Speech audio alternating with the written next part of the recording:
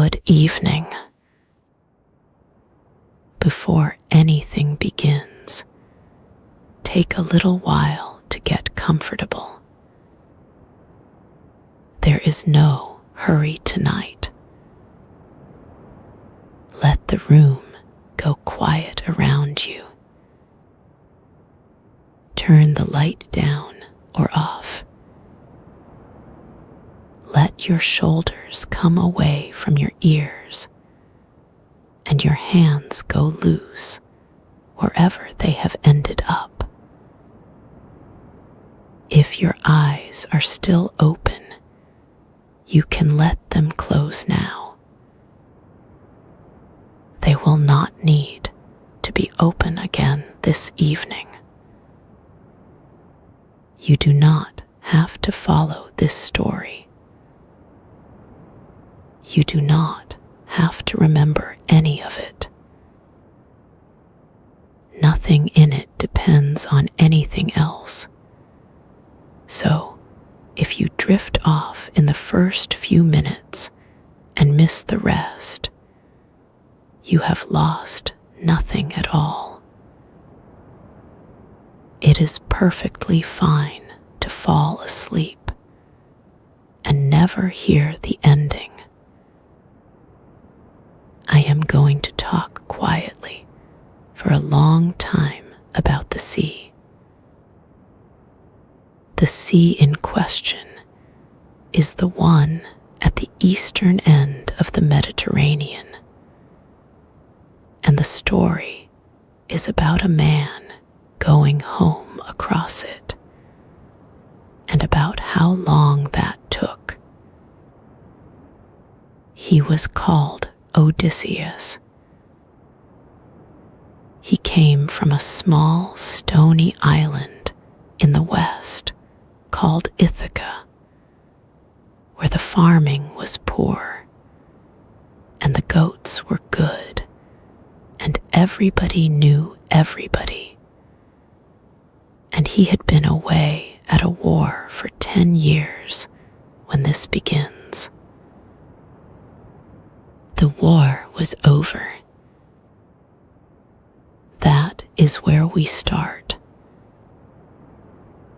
Not with the fighting, which is finished, and which we spent a whole evening walking around once already, but with a beach in the morning and a great many people packing up.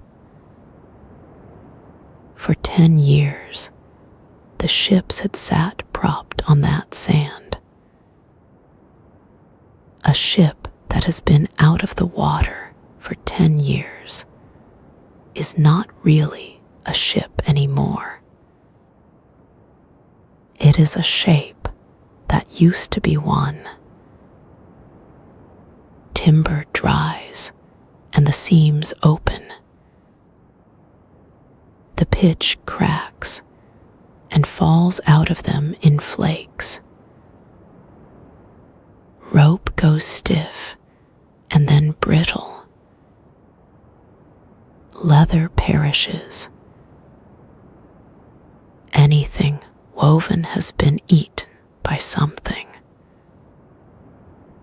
So the last weeks on that beach were not war at all. They were carpentry.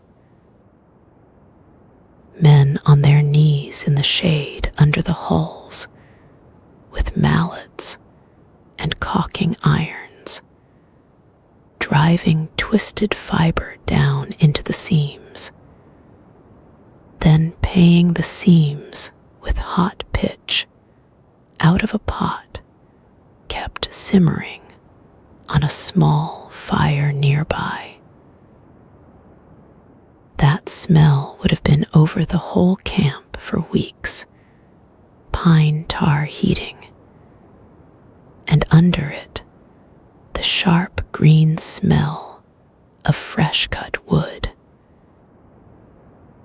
Then the loading, which has its own order and always has had. Water first in big jars, set low and near the middle where the weight does least harm. Grain in sacks on top of that. Wine in skins.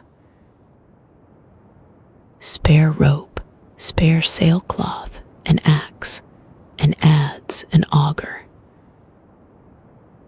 Whatever a man was taking home, wrapped in a cloak and wedged where it would not shift. These were not large vessels. Picture a long open boat, 20 oars a side at the most, a mast that could be lowered, one broad square sail, 2 steering oars at the stern, and no deck worth the name, and nowhere at all to get out of the weather. Everybody sat in the open. Everybody got wet. 12 of those went out from that shore under one man's command. Launching is the loud part. Rollers of cut timber laid down the slope, and ropes, and a great many men pulling together to a call. Because a hull that size only moves if everybody pulls on the same syllable. The keel grinds. It grinds for a long way. And then the water takes the weight, and the whole thing goes suddenly light, and lifts, and starts to move on its own. And there is always a moment where the men who were pulling are just standing in the shallows, up to their thighs, watching it float. They rowed out past the point in the early part of the day, and put the sail up when they had wind, and the beach went down behind them the way a beach does, first the fires, then the ships still waiting, then the shape of the land, then a line, then haze. They stopped once on the way, at a town on the Thracian coast, and it went badly. That is all this telling is going to say about that. They came away from it with fewer men than they had arrived with, and they did not talk about it much afterwards, and the ships went on along the coast with the wind behind them. Then the weather came. The hour before it has not changed in 3,000 years. The wind drops to nothing, and the water goes oily, and the light turns a strange flat color. Then the wind comes back from somewhere else entirely. The sail split top to bottom, and they got it down in handfuls and rowed for the nearest land, and lay up on a beach for 3 days while it blew itself out. Those 3 days would have been spent drying out, sleeping badly, and sewing. Sailcloth spread on the sand with stones on the corners. Men working along the tier with a bone needle and a leather palm, pushing the point through with the heel of the hand, over and over. Then they went on and came down to the corner. Every sailor in that sea knew the corner. It is the southern cape of the Greek mainland, a long finger of rock with deep water off it, and the wind that runs along one side of it does not agree with the current that runs along the other. Get round it, and you are on the home stretch. Fail to get round it, and you go where the weather says. They failed to get round it. The wind took them past the turn and out, and it blew for 9 days. 9 days in an open boat is not a dramatic thing. It is a long, unglamorous grind. Bailing in turns with a wooden scoop. Wet wool, which does keep you warm and does not ever dry. Chewing dry barley because you cannot light a fire. Sleeping in the bottom in a few inches of water with your cloak over your head. On the 10th morning, the wind simply stopped, the way it does, as though it had been switched off in the night. The sea went down over a few hours into a long, slow swell with nothing on it. It was hot and hazy, and there was a coast ahead that nobody aboard had ever seen, low and green, and further off than it looked, with a long, pale beach running the length of it. They took the sail down and rowed in, because there was nothing else to do, and no reason not to.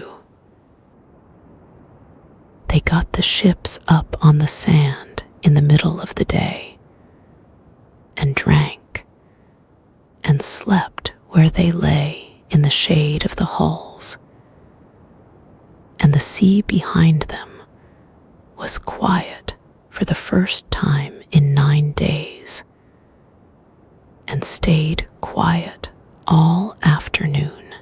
They stayed on that beach 2 nights before anybody went inland, which is the sensible order of things. You fix the boats first. You find water. You sleep. Then you find out where you are. On the 3rd morning, 3 of them walked up off the sand to see who lived there. Here is the first thing worth knowing about the place, and it is the thing the story is usually told without. Nobody there did anything to anybody. The people of that coast were not hostile in the slightest. They did not gather at the tree line with spears. They did what people on a warm coast with plenty of food have generally done when 3 tired strangers walk up out of the sea, which is offer them lunch. What they offered was the fruit they lived on.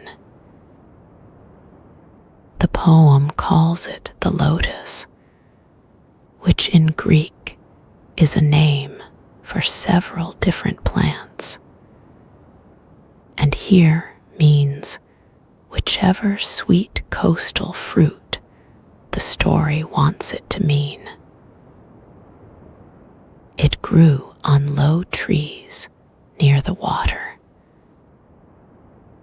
It was described as honey sweet. That is nearly the whole of the description. And the 3 men ate it and sat down in the shade and stopped wanting to go home. That is the entire event.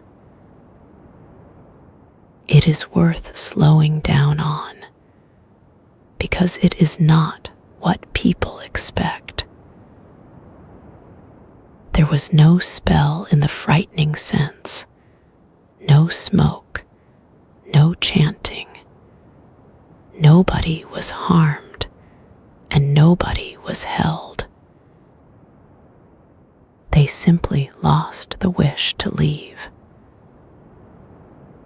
Everything that had been pulling them west for 10 years, the island, the house, the wife, the son, the dog, the fields, went from being urgent to being something they could deal with another time. It stopped mattering that they were sitting on a beach a very long way from where they lived. Anybody who has sat down in the sun after a hard morning and found an hour later that they have no intention of getting up knows the size of this feeling exactly. The poem takes it seriously and turns the volume up. So the man who was in charge walked up the beach and found them, and did not argue with them, because there is no arguing with somebody in that state.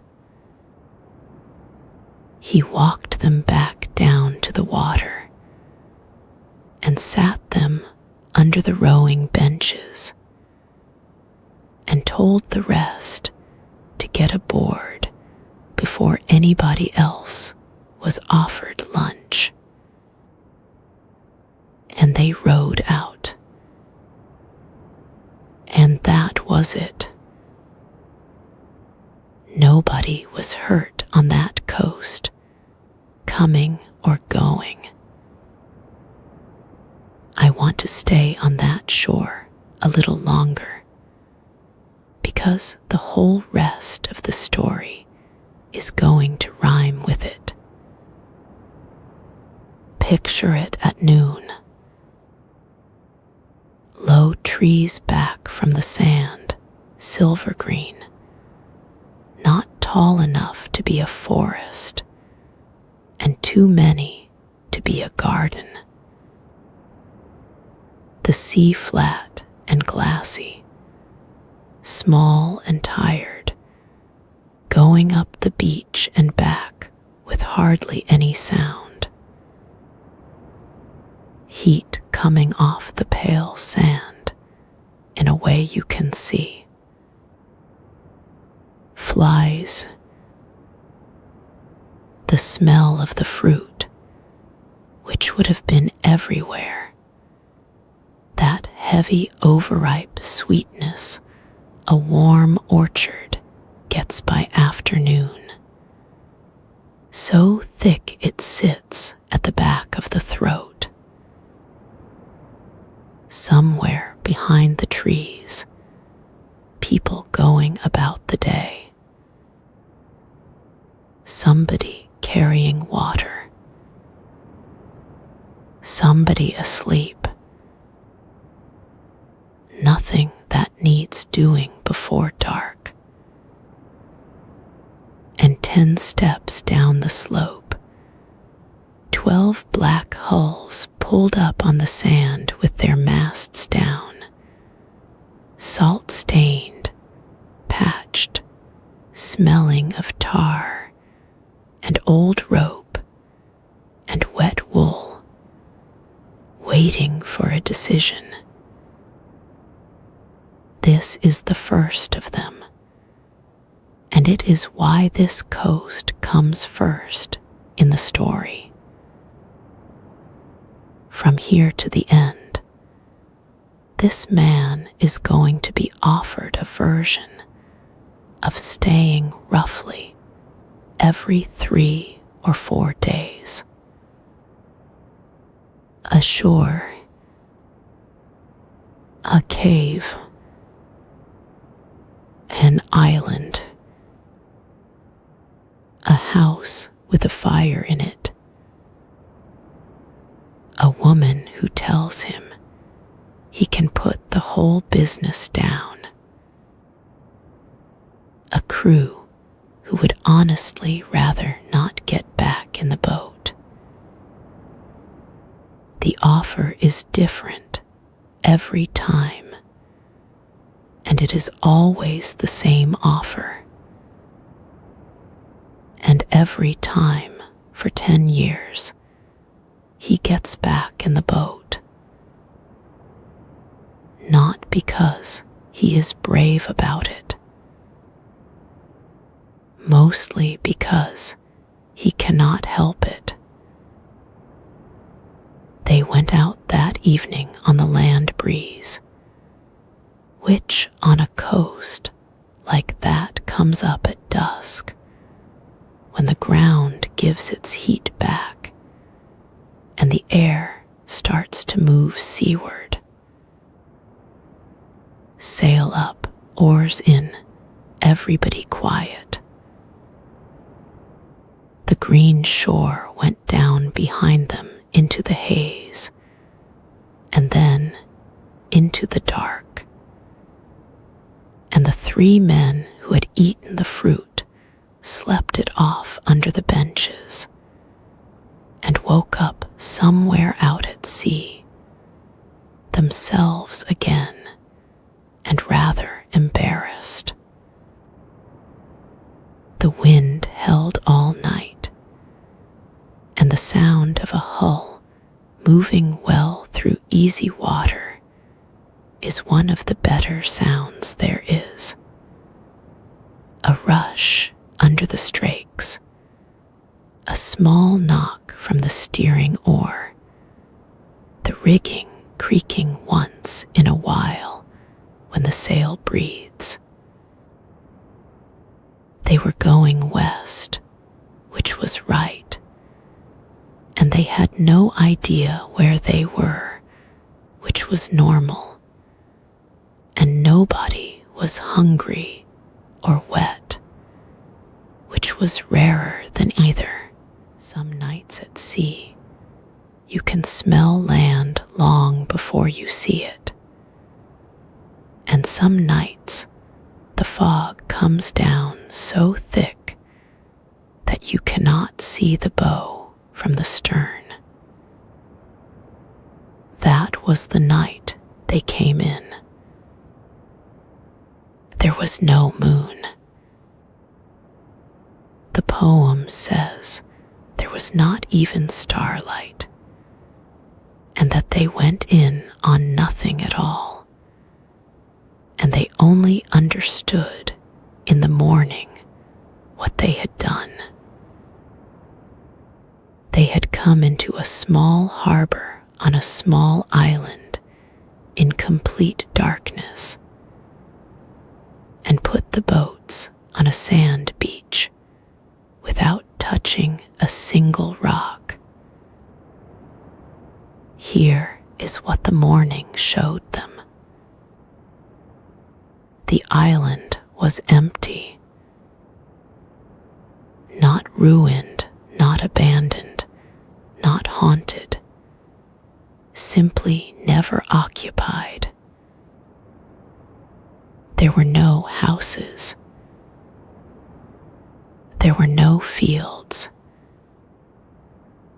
There was no smoke anywhere. There were no boats, and the poem is oddly moved by this and says so directly, these people have no ships, and so their islands lie there unfarmed for lack of anyone to cross the water. And the island was full of wild goats, thousands of them, on ground nobody had ever grazed, wandering about in the open in broad daylight, entirely unafraid of anything, because nothing had ever hunted them. Meadows down by the water, soft ground, springs, and a good stand of trees. They spent the whole of that day there, and it was the best day they had had in months. Meat and plenty of it.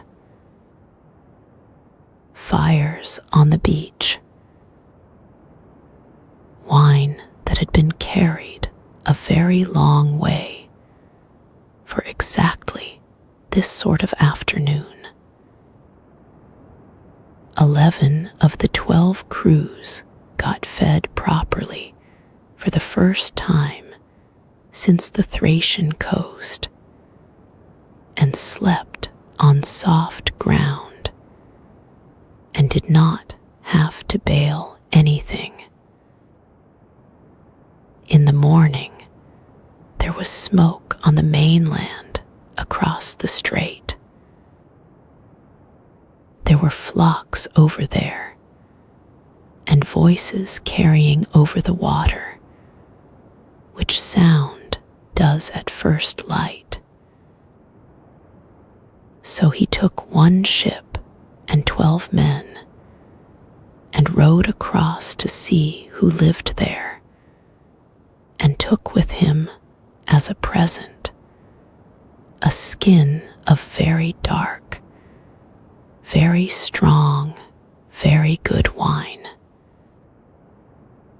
In that world, if you go and see somebody, you take something.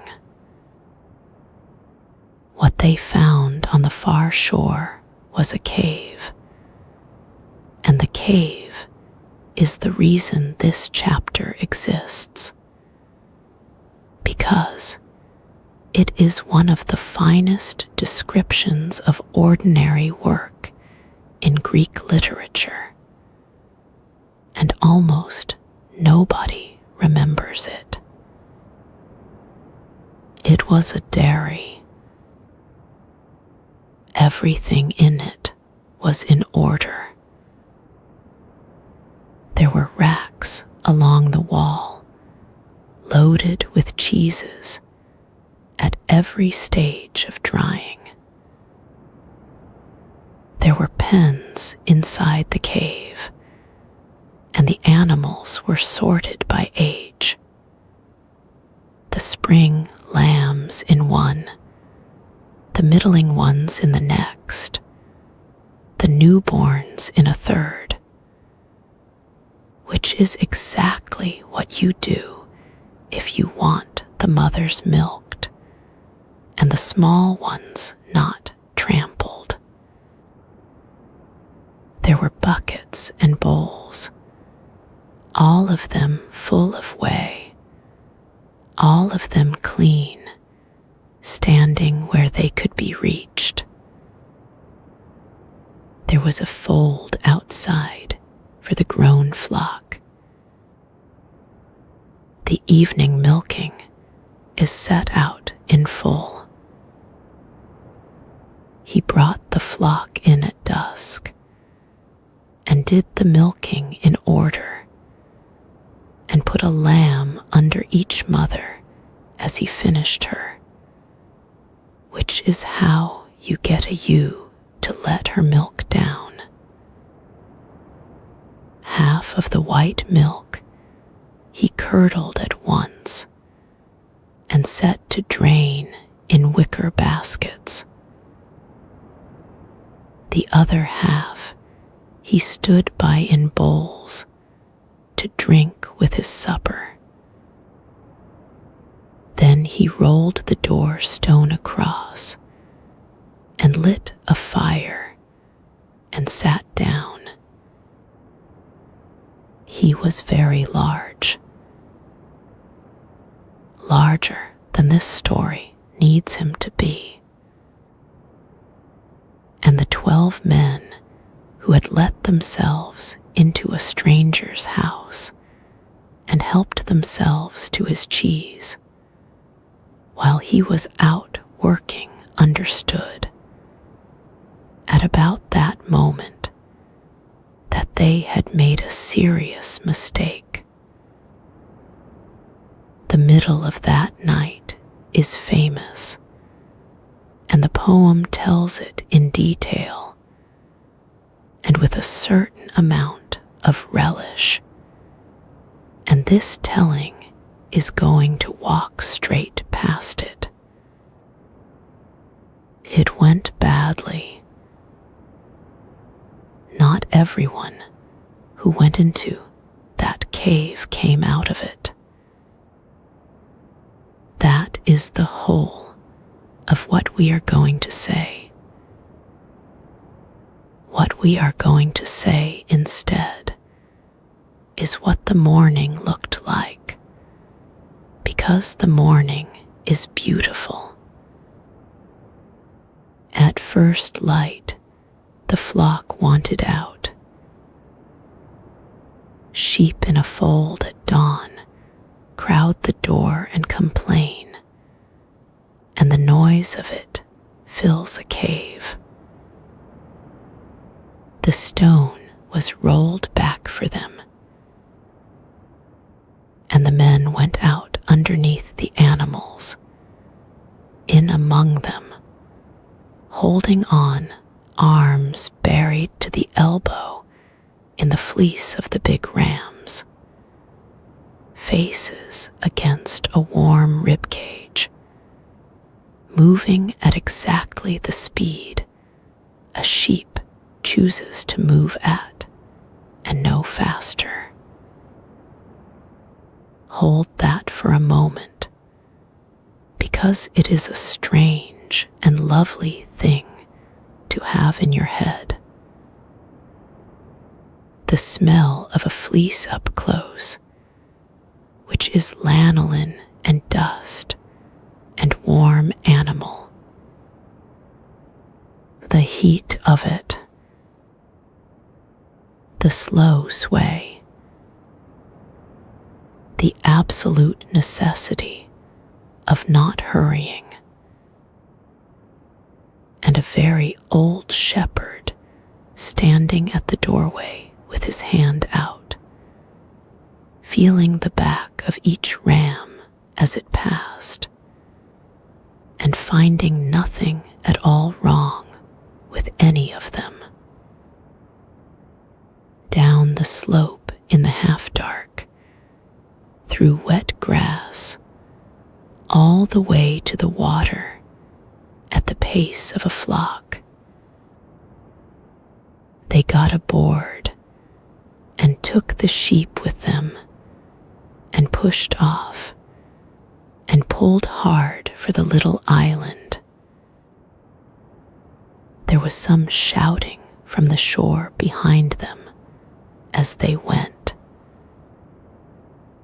Something was thrown after them and missed, and the wave it made ran under the hull and pushed them further out, which was useful.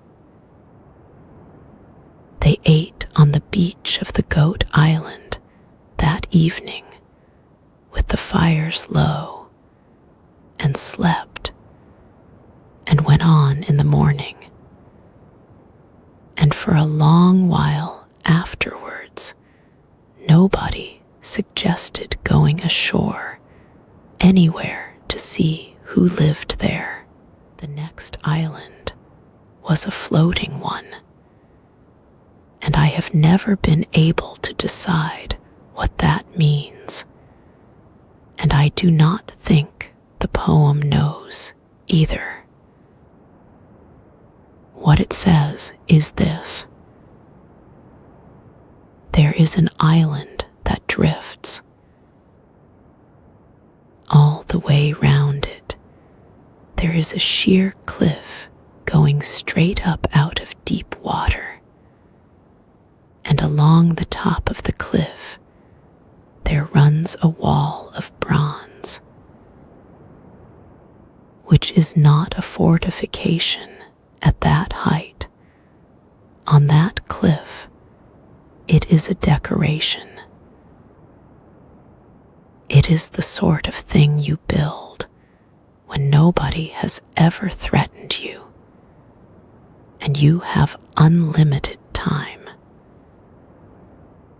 Inside the wall lived one family, and it was a very odd and very happy household. A man, his wife, 6 sons and 6 daughters, and the sons had married the sisters, and all 14 of them lived in the one house.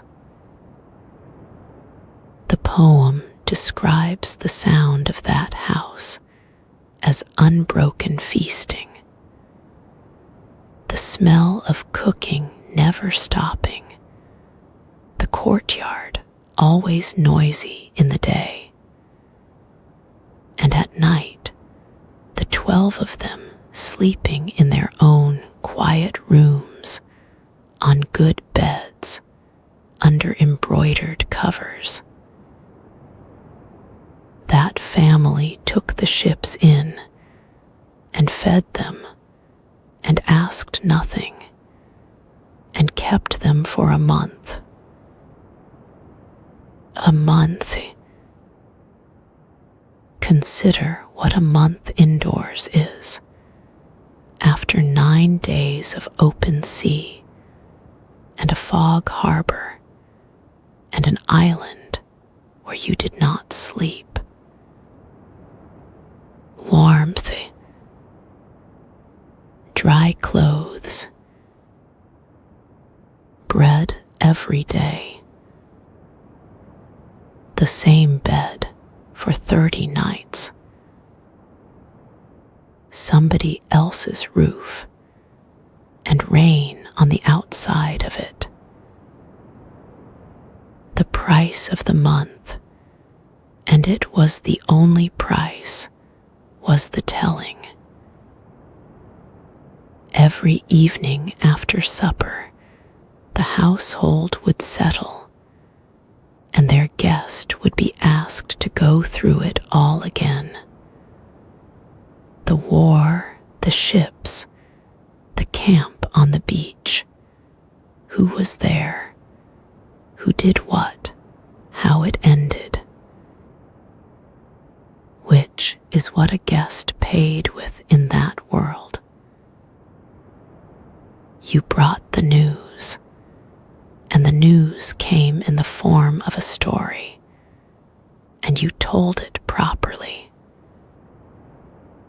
At the end of it, he asked to be sent on his way, and was, and the parting gift is the famous part. The host had authority over the winds. Nobody explains this, and nobody finds it strange. What he did was take an oxhide bag and put into it every wind that was not wanted, and tie the neck of the bag shut with silver wire, and stow it in the hold of the lead ship. Then he let one wind out and left it running. The west wind, gentle and steady, pointing straight at Ithaca. 9 days of that.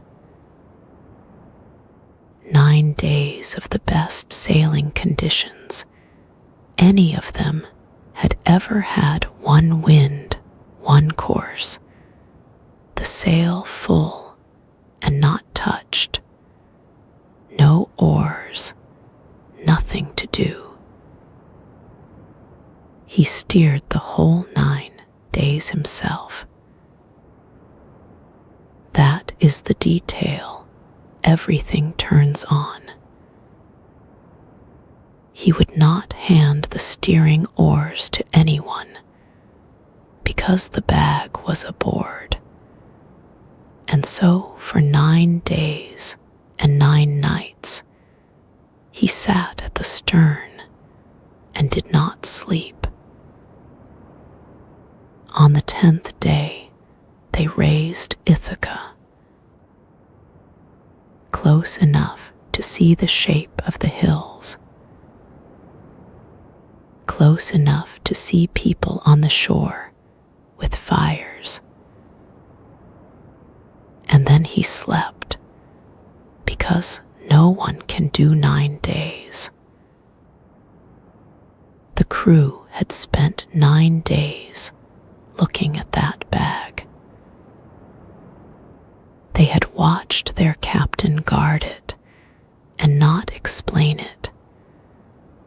And they had reached the conclusion crews reach, which was that it was full of gold and silver, and that they were not going to get any of it. So they cut the silver wire. Everything went backwards.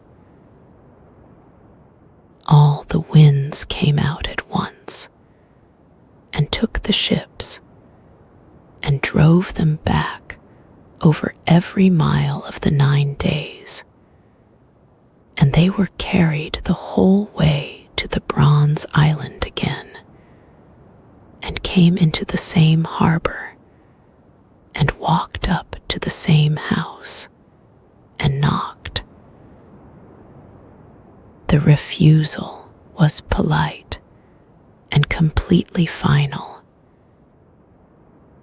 He would not help the same man twice. There was no anger in it, and no lecture. Go away, he said, and they went. So then they rowed. 7 days of it, with no wind at all, which is the true condition of that sea in summer. Rowing all day is a strange state to be in. It is monotonous in a way that becomes almost restful after the first hour.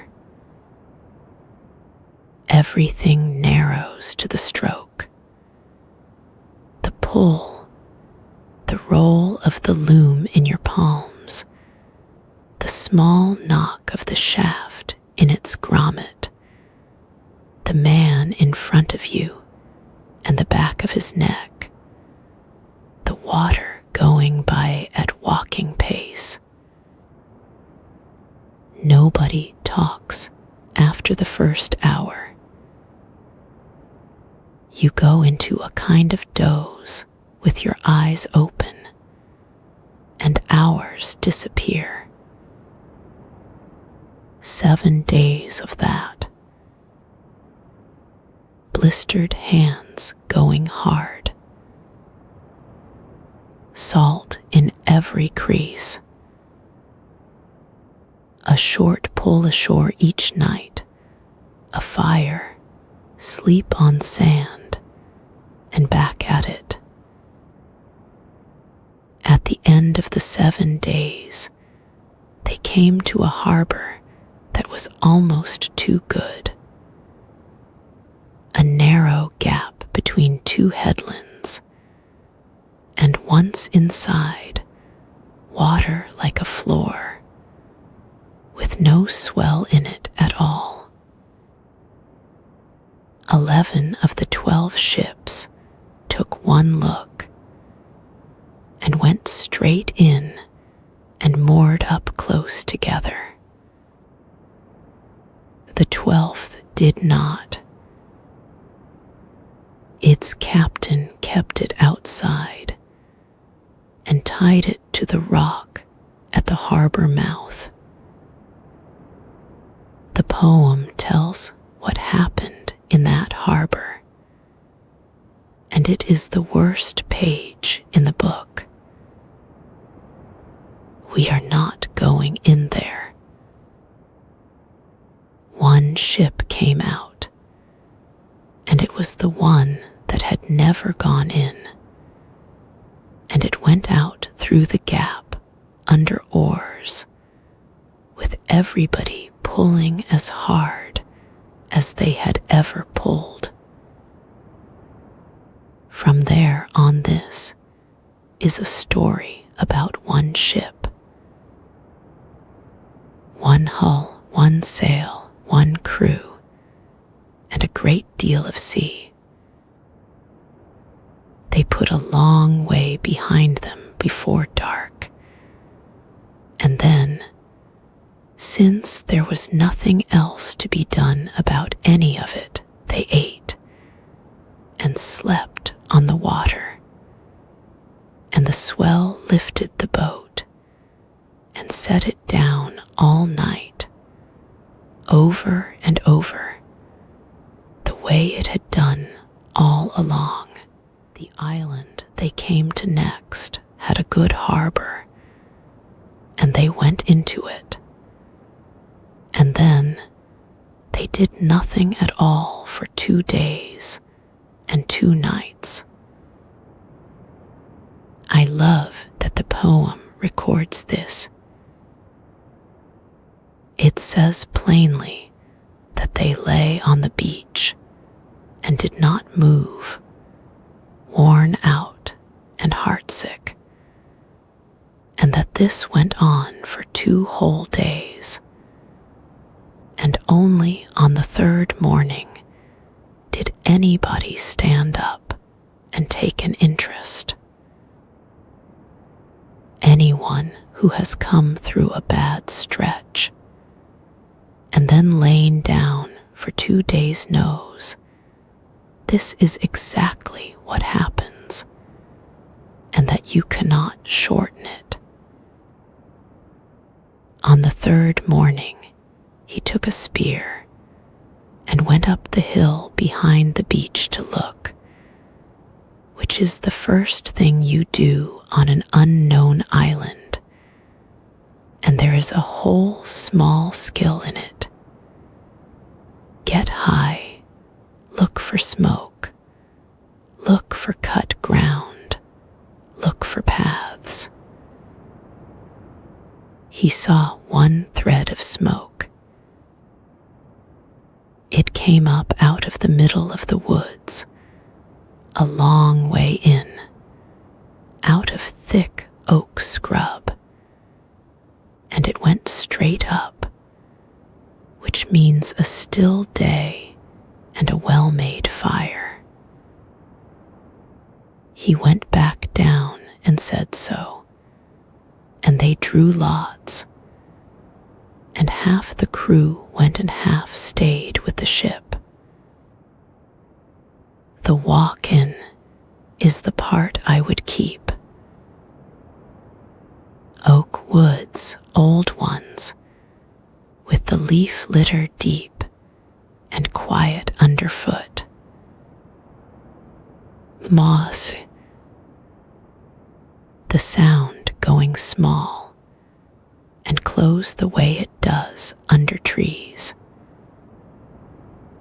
A stream somewhere off to the left, and the animals, and this is the detail that tells you what kind of place it is. The animals came out to meet them. Wolves and mountain lions came out of the trees and did not attack and did not run, but came up and made a fuss of them like farm dogs at a gate, leaning on their legs, tails going. And in a clearing in the middle of all, that there was a house of dressed stone, well built, with a proper polished floor and a hearth. And from inside it, a woman was singing at a loom. If you sat with me through the first of these stories, you will remember a woman weaving in an upper room at Troy, with the loom weights clicking. This is the same instrument and the same sound, 300 miles and several years away. A great upright loom, the warp hanging weighted, the weft beaten upward, the whole thing done standing up. It is slow work, and it is rhythmic, and people sing at it, and they have always sung at it, and the singing goes with the beat of the beater. What happened to the men who went in is the famous part, and it can be a single sentence. They were given something to drink, and for a while afterwards they were not themselves, and later they were given something else, and they were themselves again. And the poem says they came out of it younger looking and better looking than they had been before, which is a very strange thing to say, and I have always liked it. Their captain came up afterwards and was given by a stranger who met him on the path a small, black-rooted, white-flowered plant to carry, and told what it was for, and so the drink did nothing to him. A herb, a warning, an arrangement. It was all settled in about 10 minutes, and the terms were that they should come up to the house and eat. And then something happens that has no business happening in an adventure story. They stayed a year, a whole year in that house in the woods. And the poem does not apologize for it or hurry through it. It says, day after day for a full year, meat in abundance and sweet wine. So picture the shape of that year, because it is the calmest stretch in the whole 10 years. There was a hearth in the middle of the main room, and a fire kept in it. There There were 4 women who ran the house, and their work is listed in full.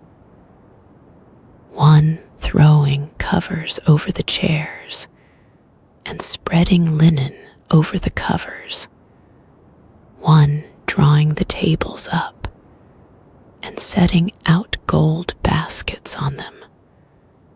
1 mixing wine and water in a silver bowl and setting out the cups. 1 bringing water to the boil in a great cauldron over the fire. Because the other thing this house did was baths, and the poem is unembarrassed about how good they were. You sat in the tub, and somebody poured warm water over your head and shoulders, not hot. The poem is specific, tempered to what a person can enjoy, and went on pouring until the salt and the fear and the 10 years came off you. Then oil, then a clean tunic and a clean cloak, then a chair with a footstool and something to eat. Outside, the year went round the way years do.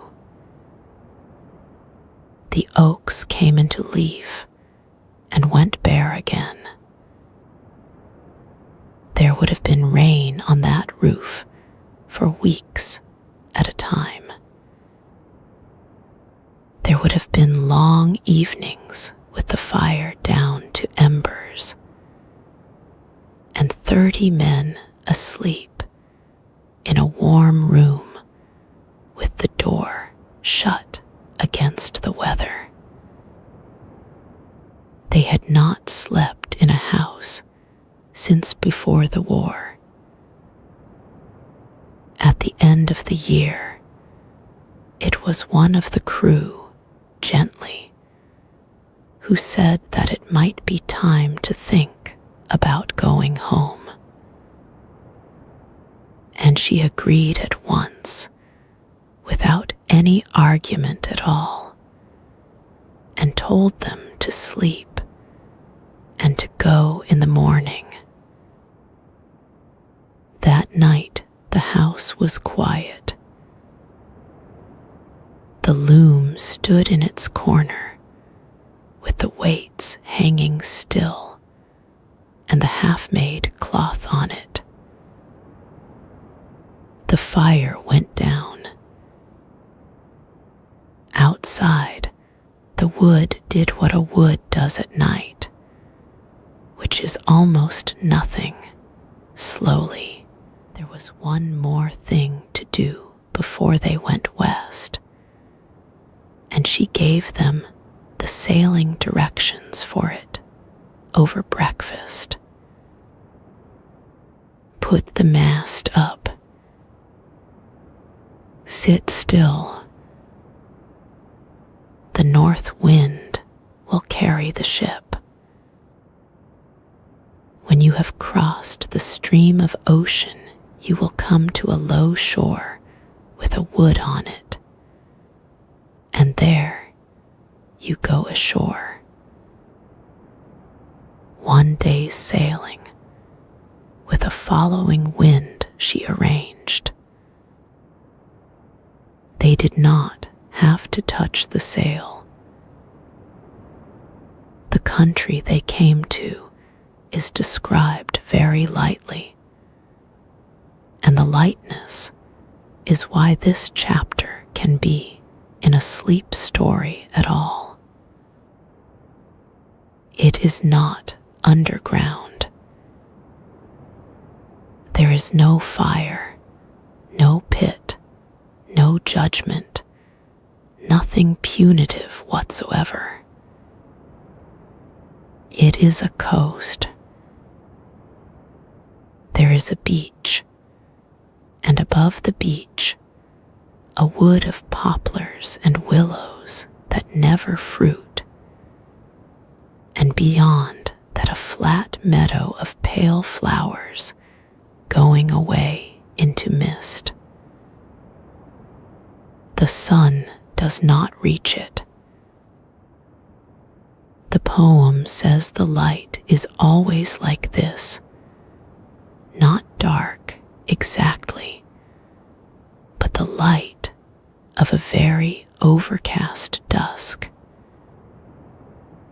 It is the quietest landscape in Greek literature.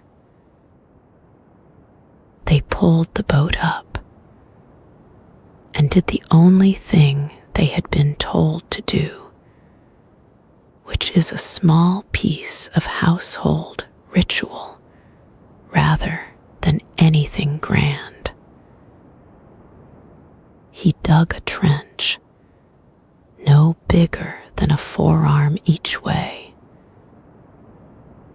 Into it he poured 3 offerings in order, the way you would if you were doing this properly at home. First milk with honey mixed into it, then sweet wine, then plain water. Then he scattered white barley over the top. That is it. That is the whole rite. Milk, honey, wine, water, barley. The contents of any decent kitchen. And they came. They came quietly and in very large numbers, and with no menace in them at all. The poem's word is a rustling. They came the way. A crowd comes across a field at the end of a working day, from every direction at once, not hurrying, in ordinary clothes, and they gathered at a distance in the half-light and looked. He sat down beside the trench with his back to the boat and let them come. An old man he had sailed with came, one who had died on the roof of the house in the woods a few days earlier, having gone up there to sleep in the cool and been careless coming down in the morning. He asked for one thing only, that when they went back, they should burn him properly and heap a mound over him on the beach, and set his oar upright on top of the mound, the one he used to pull. He was promised it and went away satisfied. Then his mother came. He had not known she was dead. He had left her alive, and well 10 years before, and there had been no way for the news to reach him. She had not been ill. The poem is plain about it. She had died of waiting for him, of the length of it, of missing him, sitting in the house on the island and looking at the door. They talked. She asked about his father, who was still alive and had gone out of the house to live rough on the farm and sleep by the fire in the ashes with the laborers in winter. She asked about his wife, who was still in the house and still weaving. She asked about his son, who had grown up. And 3 times he tried to put his arms round her. And 3 times there was nothing there, and it went through his hands like smoke, or like something out of a dream. She explained it to him gently, without any horror in it, the way you explain something to a child who has hurt himself on it. This is simply what we are now. This is how it is for everyone once the fire has had us. Go back up into the light, she said, and remember all this so you can tell her about it later. Others came after that.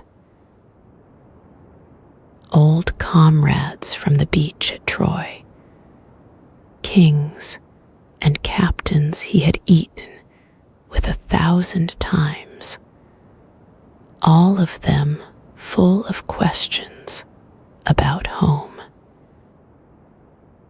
One of them, the great fighter of that war, whose tent by the ships we sat outside for a while last time, said the flattest and most useful line in the poem. Do not console me about death, he said. I would rather be alive, and hired out to a poor farmer with no land of his own, than be king over the whole of this.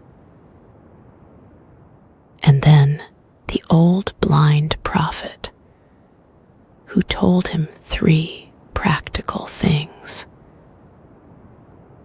He would get home, but late and alone, and in somebody else's boat. There is an island on the way with cattle on it, and they were not to touch the cattle. And in his old age, long after all of this, he should walk inland with an oar on his shoulder, until he came to people so far from the sea that somebody asked him what the winnowing fan was for. And there he should plant it in the ground and go home.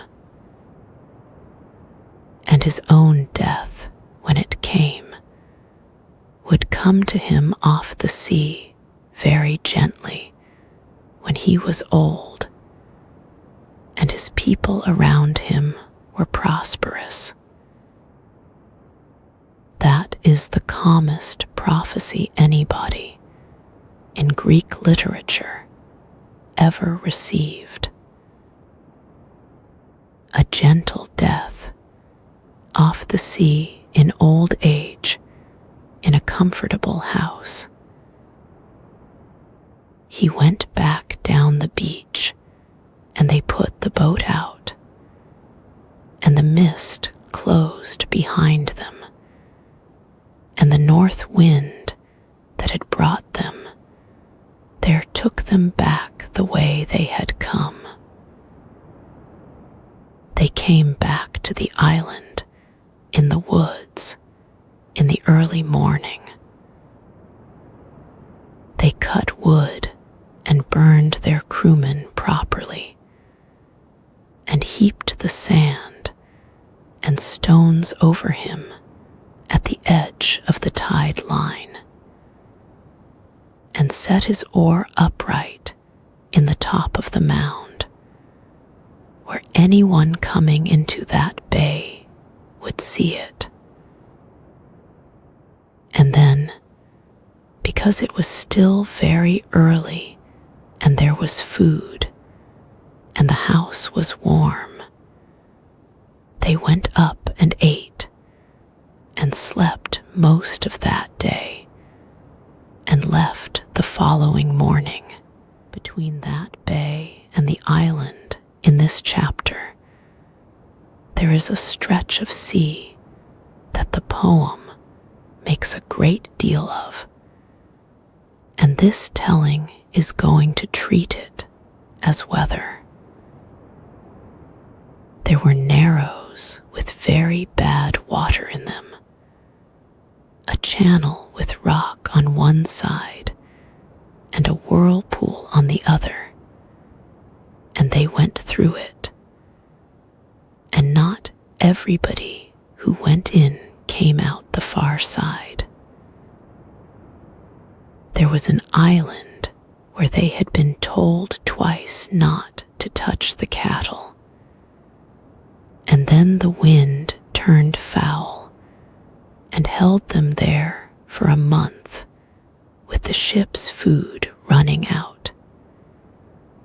And in the end, while their captain was asleep up on the high ground, the cattle were touched. And after that there was a storm, a real one, the kind that takes a hull apart into its component timbers in a few minutes. And it took that ship and everything in it and everyone. He came ashore alone 9 days later on an island he did not know, holding on to a piece of his own boat. Now, the island he washed up on is the most beautiful place described in the poem, and he was there for 7 years, and this chapter is going to spend its time there rather than in the water. It is called Ogygia, and it sits by itself in the middle of the sea. There is a cave in a hillside above the shore, and over the mouth of the cave a grapevine had been trained, and it was always in fruit, hanging down over the entrance in bunches. Inside the cave there was a fire kept going of split cedar and juniper, and the smell of that fire went out over the whole island, so that you came up through the meadow already smelling it. Around the cave there was a wood, alder, black poplar, and cypress. Long-winged seabirds nested in it, cormorants and owls. And 4 springs came up out of the same slope, close together, running clear, and then wandered off in 4 different directions into meadows of wild violet and parsley, so soft that the poem says even a god passing by would stop and look at it before going on. The woman who lived there lived alone and sang at her loom with a golden shuttle, and had every intention of keeping him. He was there 7 years. The poem is honest about what 7 years looked like. In the evenings, he was in the cave, warm, well fed, with wine and with company, and none of that was a hardship. In the daytime, he went down to the same rock on the same headland and sat looking east at the water. That is what he did. Day after day, year after year, on that rock, with the sea going out flat and gray-blue in every direction, and nothing on it, ever. Nobody ever came. In 7 years, not one sail. He was offered in that time an end to all of it. Stay here and stop aging and never die. And he thought about it and said no, and gave the reason, which is one of the least heroic and most believable things anybody says in Greek. My wife is a mortal woman, and she is nothing beside you. I know that perfectly well, and I want to go home anyway. And then one morning, after 7 years, she came down to the headland and told him he could go. She had been told to release him. A messenger had come over the water that morning, and she had made him a meal first, because that is the order things are done in, and had argued and had lost. She did not tell the man on the rock any of that. She simply said, "Stop grieving. Do not sit here wasting your life. Go and cut timber." The raft is the best carpentry in Greek literature, and it takes 4 days. She brought him a bronze axe, double-bladed, with a good olive wood haft that fitted the hand, and a smoothing adze, and walked him to the far end of the island where the tallest trees were, alder and black poplar and fir, long dead and dry and seasoned and light. Because you do not build with green wood if you can help it. He cut 20 of them. He trimmed them and squared them and got them true by eye. She brought augers, and he bored the timbers through and pegged them to one another with trenails, and fitted them together with crosspieces, and made the floor of it as broad as a shipwright would make a cargo boat. He laid a deck over close-set ribs. He set up a mast with a yard fitted to it, and made a steering oar and hung it. And then, all round the outside, he wove wattle screens of willow to keep the sea out, and packed brushwood down inside for ballast.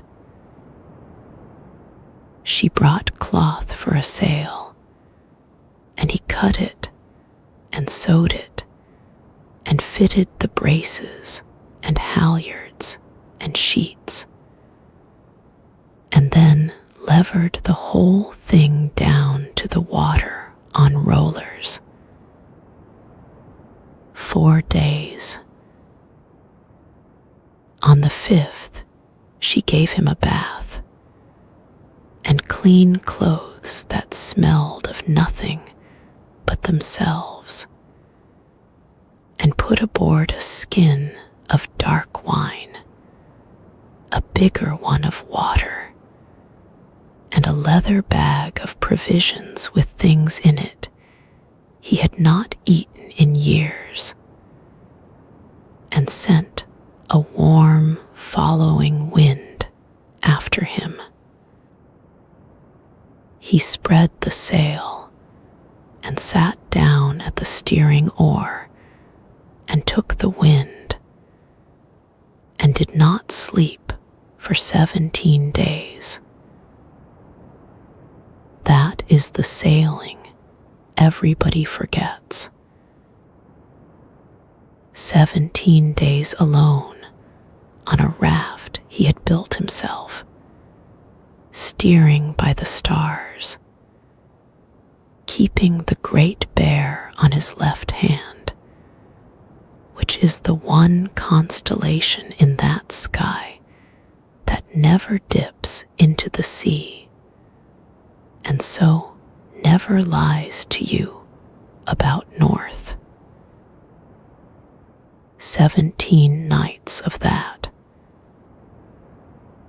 On the 18th day, the shadowy hills of a coast came up on the horizon, lo, like a shield laid on the water.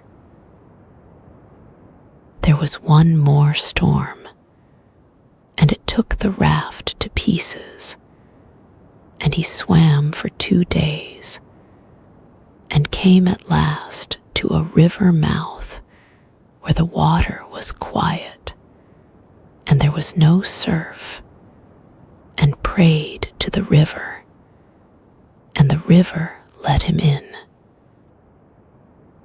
Then he crawled up the bank on his hands and knees, and went a little way inland. 2 olive trees, one wild and one grafted, grown so close together that their branches had knitted overhead into a roof. Nothing got through them, not wind, not sun, not rain.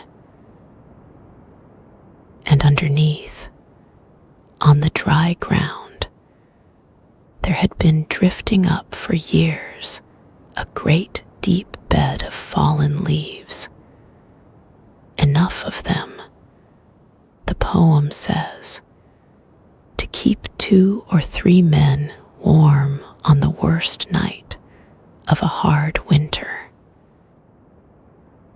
He crawled into the middle of it and lay down, and raked the leaves over himself with both arms, the way you bank a fire with ash in a farmhouse at the edge of nowhere, so that one coal will still be alive in the morning. And he slept, and it went on being quiet, and the leaves kept the wind off, and nothing found him, and nothing woke him. He was woken late the next morning by girls laughing down at the river. It was laundry day. The king's daughter on that island had taken a mule wagon,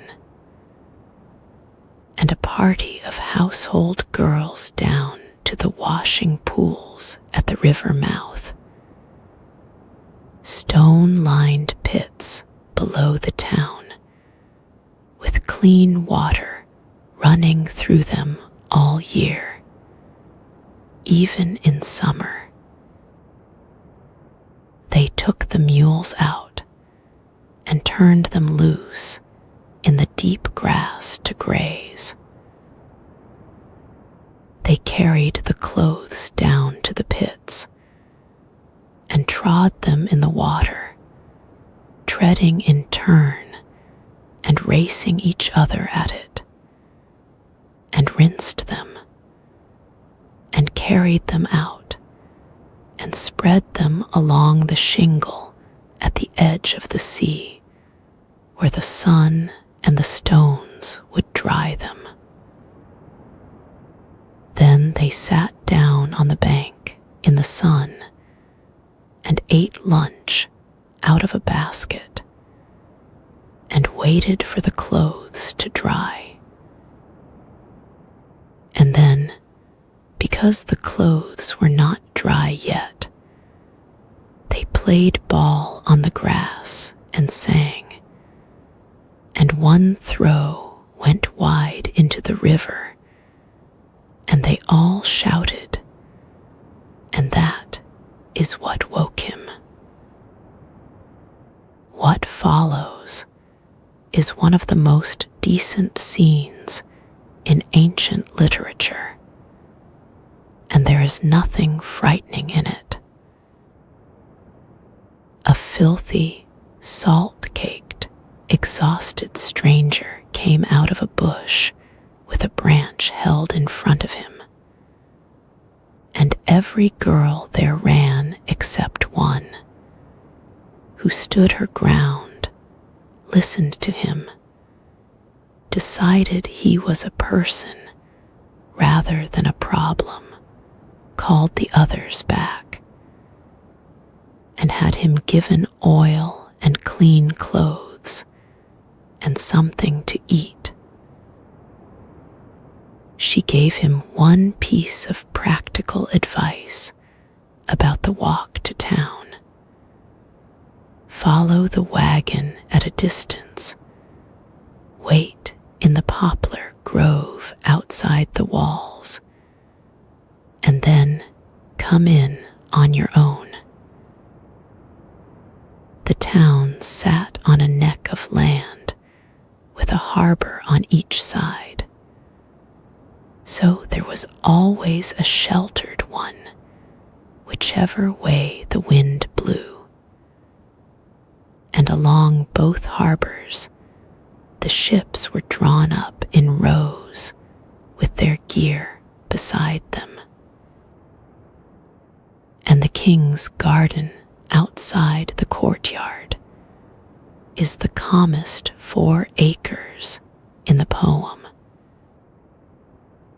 Pear, pomegranate, apple, fig, and olive, and the fruit on those trees never failed, winter or summer, because the west wind blew all year in that garden, and one crop ripened while the next was setting.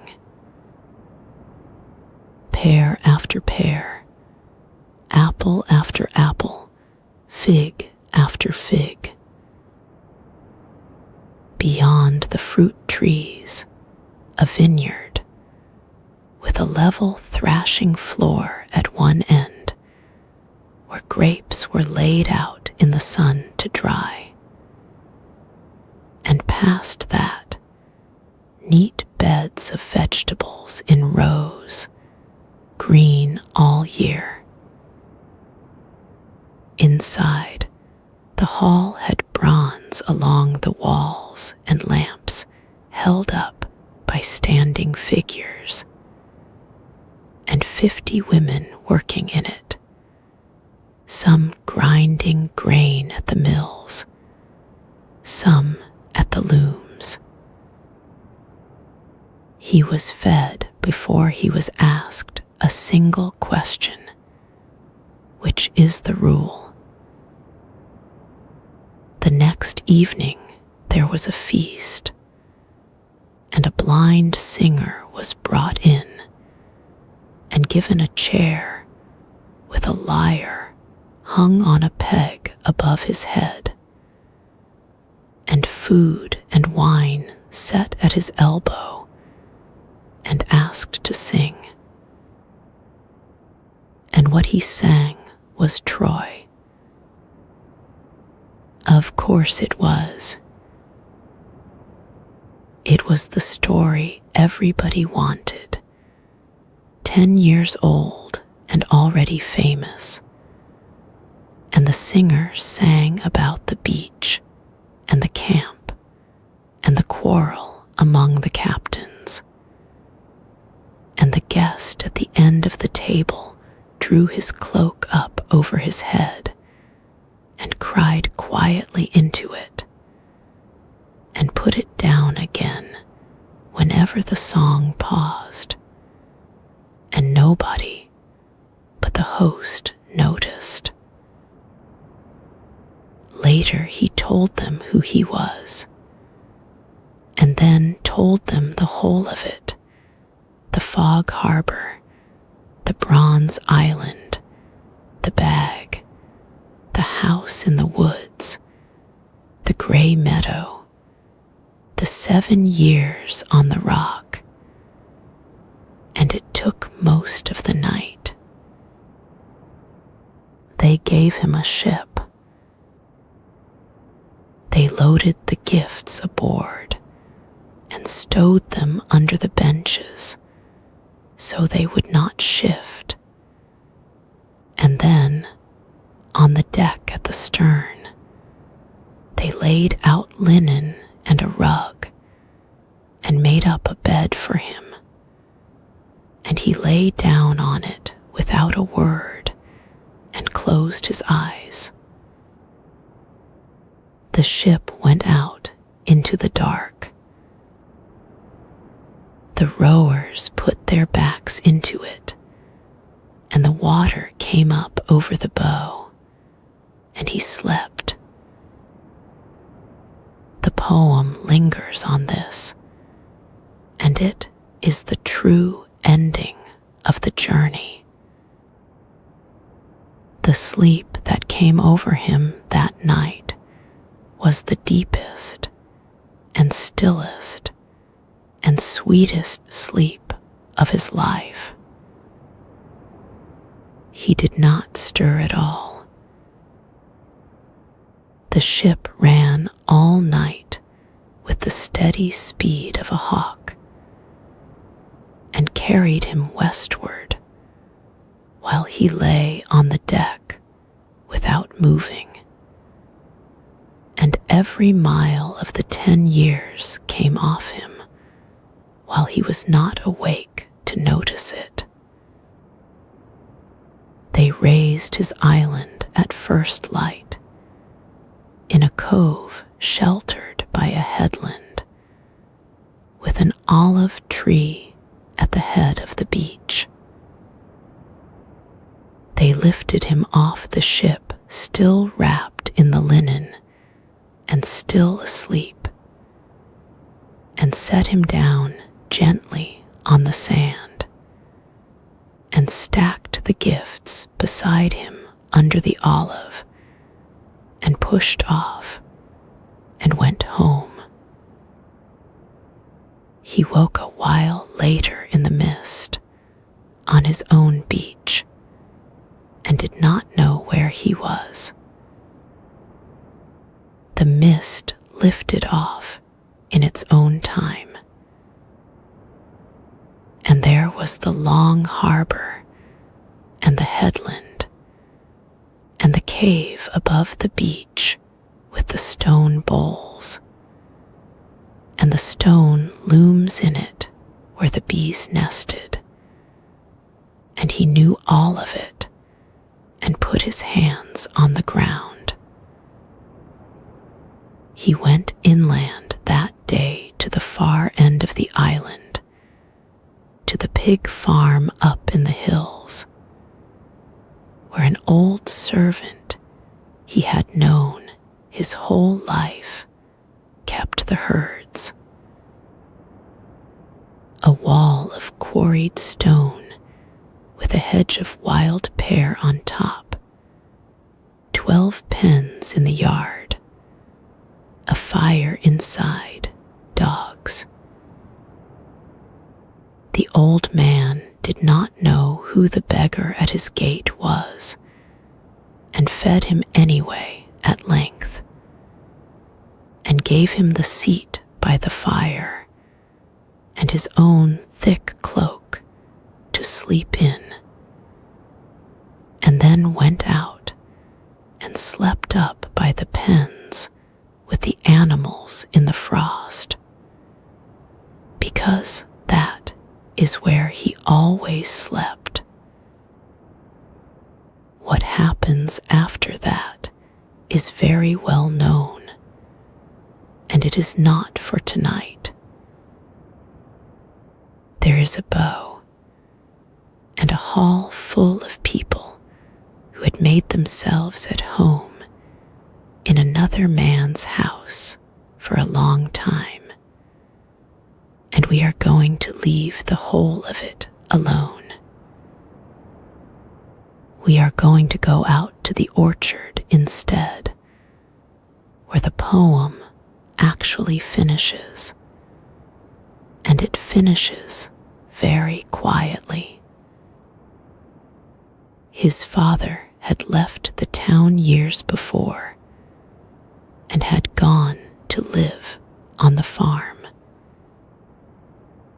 He was out among the vines in an old patched tunic, with leather leggings tied on against the brambles and gloves for the thorns, and a goatskin cap, digging round the root of a young plant with a hoe, absolutely absorbed in it, an old man doing a small job properly. And his son came down the rows, and instead of announcing anything, started naming the trees. "You gave me these when I was small," he said. "I was following you round this orchard, asking for each one, and you gave them to me as we went. 13 pear trees, 10 apple trees, 40 figs, and you promised me 50 rows of vines, and they ripen at different times, so that there is something ready in here at every point of the season." And the old man put down the hoe. They went up to the house together and washed and ate, and it was evening by then, and the lamps were lit along the wall, and the fire was in the middle of the room, and the house smelled of bread and of wood smoke and of the oil in the lamps. Upstairs, the loom stood against the wall, with the weights hanging still and the cloth half made on it, and it would still be there in the morning. Below the fields, at the bottom of the slope, the sea went in and out on the stones the way it had done all the way through. Every night of the 10 years, every night of the 10 years before that, whether anybody was awake to hear it or not. That is where we stop. There is nothing more that needs to happen tonight. Nothing is going to happen. The ships are all in, and the doors are shut, and the fire is banked, and there is nothing left to do now but rest. Sleep well,